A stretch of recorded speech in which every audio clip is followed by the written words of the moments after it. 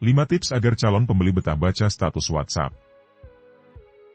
Yang akan saya share kali ini adalah tips yang bikin calon pembeli betah baca status WhatsApp kita. Jadi disadari atau tidak, status WhatsApp kalau dimanfaatkan bisa luar biasa efeknya ke bisnis kita. Karena sebenarnya, status WhatsApp bisa digunakan untuk media promosi, interaksi dengan calon pembeli, edukasi produk agar calon pembeli tertarik, mancing calon pembeli agar chat duluan, dan bikin mereka jatuh hati. Sudah manfaatnya banyak, dan juga status WhatsApp ini gak mengganggu yang lain. Ya, status adalah konten ringan yang dibuka orang-orang dikala mereka santai. Jadi kalau ada yang melihat, artinya memang pingin lihat atau kepo sama status kita, hihi. Lantas bagaimana caranya agar calon pembeli jadi betah baca status-status kita? Ada 5 tips yang bisa Anda coba. Tips pertama, relevan. Jadi buatlah status yang relevan, alias yang sesuai dengan kehidupan target pasar. Contoh, misal jual produk kecantikan yang target pasarnya wanita. Kalau seperti barusan, maka isi statusnya bisa berupa tips kesehatan kulit, psikologi wanita, tips fashion, dan sejenisnya.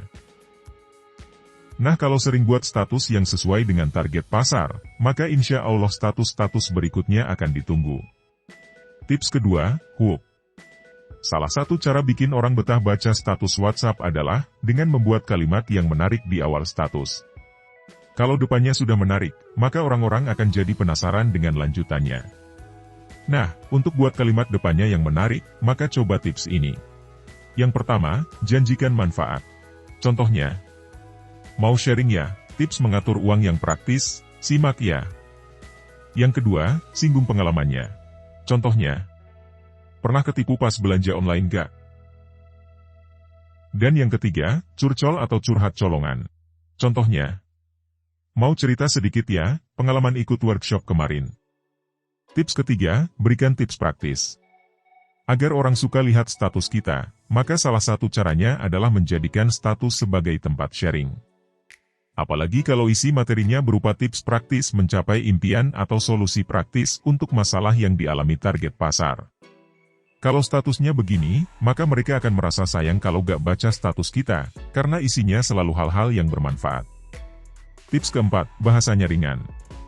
Karena status adalah konten ringan, maka gunakan bahasa sederhana yang enak dibaca. Caranya gimana? Cobalah buat status WhatsApp seolah-olah kita sedang ngobrol sama teman sendiri. Dan tips terakhir, banyak latihan. Kunci agar status banyak yang nyimak adalah perbanyak jam terbang dalam menulis status. Nah agar bisa konsisten, coba buat target harian. Misalnya bikin 2-3 status per hari, nanti yang diposting hanya 1 aja, sisanya bisa disimpan untuk hari lainnya. Jika Anda lakukan ini, maka manfaatnya skill nulis makin terasa, dan punya bank status yang bisa diposting di masa depan. Mantap kan? Jadi itulah 5 tips agar orang betah baca status WhatsApp kita. Silahkan dicoba ya tipsnya. Sebelum saya menutup sharing kali ini, saya ingin memberikan tips tentang cara meyakinkan calon pembeli di WhatsApp agar tertarik membeli produk kita. Jika Anda ingin melihatnya, silahkan klik link yang sudah saya taruh di kolom deskripsi. Semoga bermanfaat.